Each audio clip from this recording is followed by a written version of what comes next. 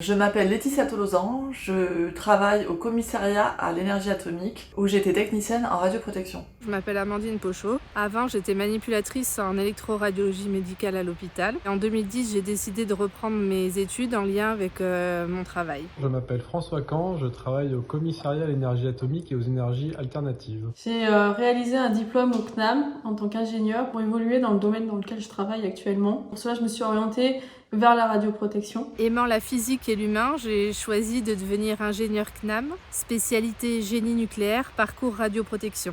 La radioprotection étant la protection de l'homme et de l'environnement contre les effets néfastes des rayonnements ionisants. Avec le CNAM, j'ai obtenu la licence Sciences, Technologies, Santé, parcours radioprotection, puis le diplôme d'ingénieur, spécialité génie nucléaire, parcours radioprotection.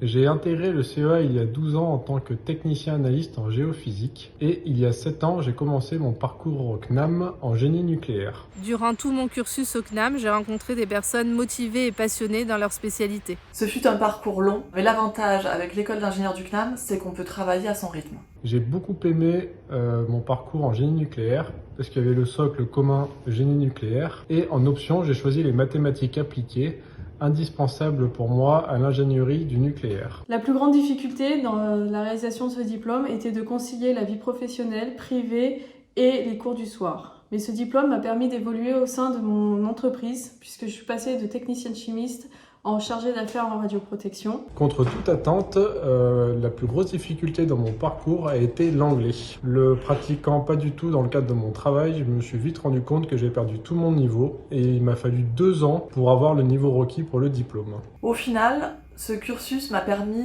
d'obtenir de solides compétences dans mon domaine et un diplôme d'ingénieur reconnu par mon employeur. 10 ans après mon inscription au CNAM, me voici diplômée ingénieure. Je suis maintenant cadre en radioprotection à l'Institut Curie. Le CNAM, c'est difficile, c'est des sacrifices, mais c'est quelque chose qui en vaut vraiment la peine. Et ce que je retiens, c'est que quand on veut, on peut. En persévérant, on arrive à tout. Si vous voulez devenir ingénieur, rien n'est impossible. Le plus dur, c'est de se lancer.